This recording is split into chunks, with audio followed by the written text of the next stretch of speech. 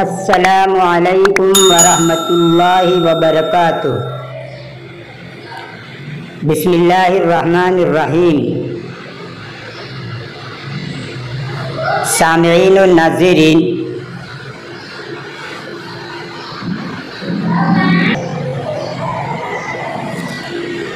آج سے ہم جوہا کے نوادرات و لطائف اور حکایات کا ترجمہ آپ کے سامنے پیش کرنے جا رہے ہیں۔ ترجمہ شروع کرنے سے پہلے جوہا کے بارے میں مختصر معلومات پیش کی جا رہی ہیں، دیکھیے اور توجہ سے سنیے۔ جوہا کی شخصیت کے بارے میں بڑا اختلاف ہے۔ کچھ لوگوں کا کہنا ہے کہ وہ ایک خیالی شخصیت ہے۔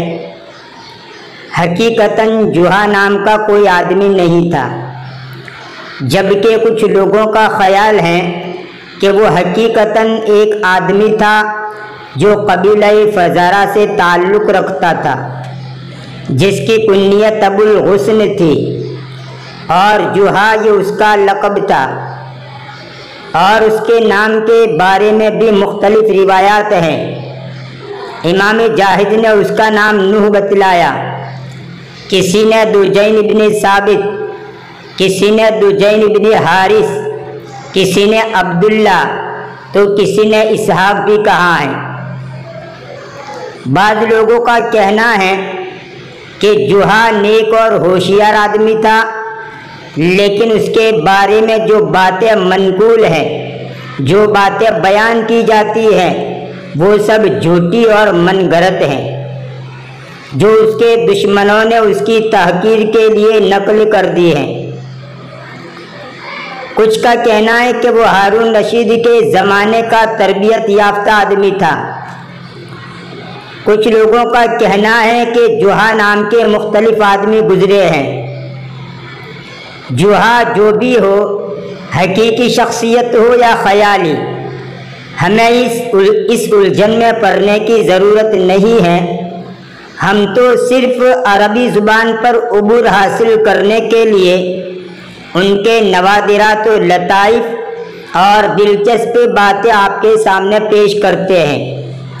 اب چاہے وہ حقیقتاً ہو، حقیقی ہو یا فرضی اور خیالی، ہمیں تو اس حیثیت سے ان حکایات و نوادرات کو پڑھنا ہے کہ ہماری عربی زبان پر پکڑ ہو جائے، ہمیں کچھ نئی تعبیرات ملے، ہمیں کچھ نئے الفاظ ملے۔ بس اسی کو مد نظر رکھ کر اس کا ترجمہ کرنا ہے۔ تو آئیے پھر اس سلسلے کو شروع کرتے ہیں۔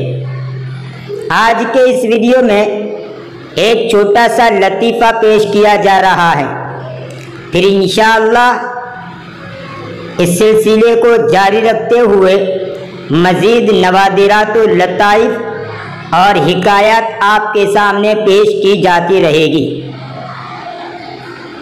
لیکن میں آپ سے گزارش کرتا ہوں کہ صرف ان لطائف و نوادرات کے مضمون میں مت کھو جائیے، بلکہ عربی تعبیرات کو بھی دھیان میں رکھیے کہ کس طرح ان لطائف و نوادرات کے مضمون کو عربی میں ادا کیا گیا ہے۔ تو چلیے شروع کرتے ہیں۔ شروع کرنے سے پہلے سامعین و ناظرین سے گزارش کی جاتی ہے کہ ویڈیو پسند آئے تو لائک کر دینا، زیادہ سے زیادہ شیئر کر دینا، اور اس چینل کو سبسکرائب کر کے چینل سے جڑ جانا، اور بیل آئیکن کو ضرور پریس کرنا۔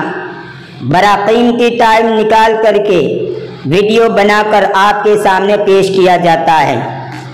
تو آئیے اب تاخیر کیے بغیر ہم ترجمہ شروع کرتے ہیں۔ بسم اللہ الرحمن الرحیم۔ جوہا وحمیرہ العشرۃ، جوہا اور اس کے 10 گدھے۔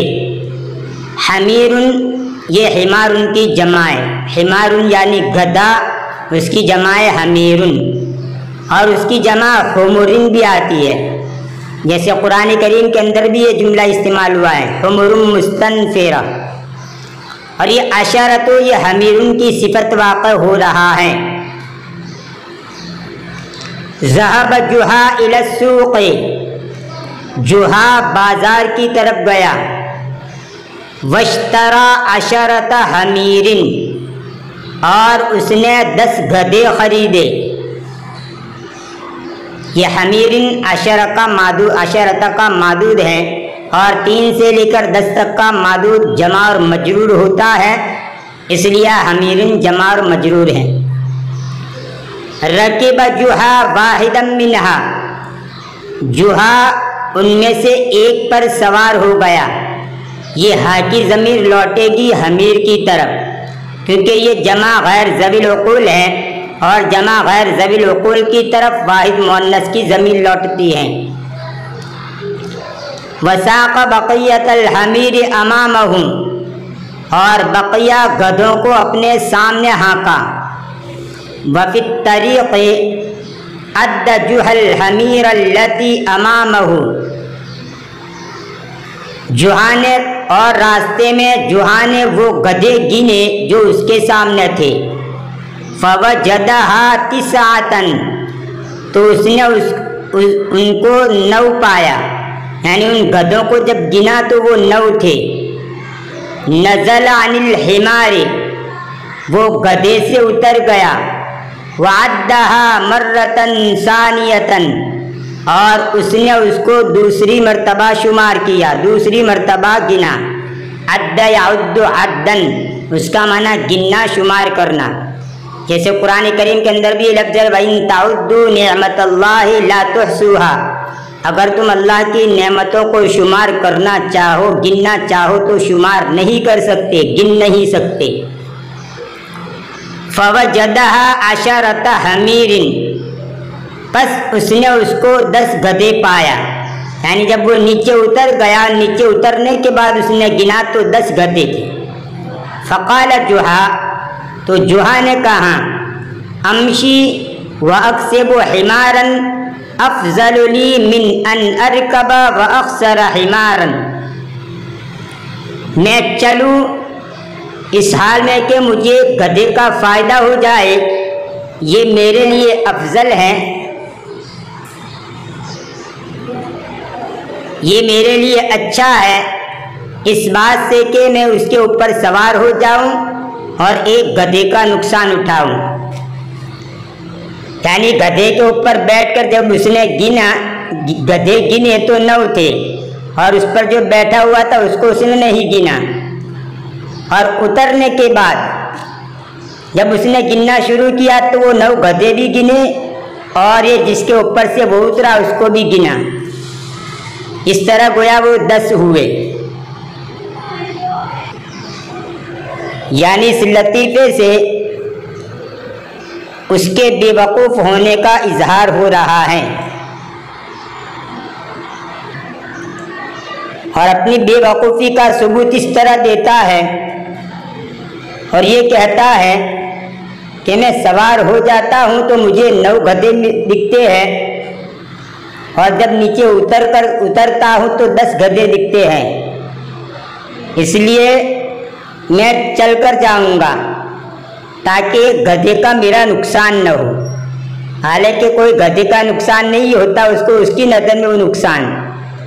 تو بے وقوفی یہ ہے کہ وہ یہ کہہ رہا ہے کہ میں چل کر جاؤں گا تاکہ مجھے گدھے کا فائدہ ہو، ورنہ اگر سوار ہو کر میں جاؤں گا تو 9 ہی گدھے دکھتے ہیں اور ایک گدھے کا نقصان ہوتا ہے. یہ تو جحا کے نوادر و لطائف میں سے ایک لطیفہ آپ کے سامنے پیش کیا گیا. انشاءاللہ اس سلسلے کو باقی رکھتے ہوئے آنے والی ویڈیو کے اندر وقتاً فوقتاً ان کے نوادرات و لطائف اور ان کی حکایتیں آپ کے سامنے پیش کی جاتی رہے گی.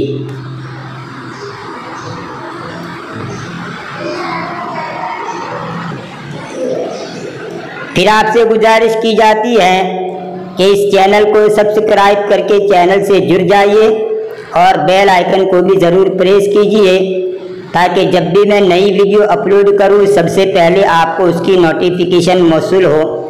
ملتے ہیں اگلی ویڈیو میں، دعا میں یاد رکھیے. فی امان اللہ، الی اللقاء.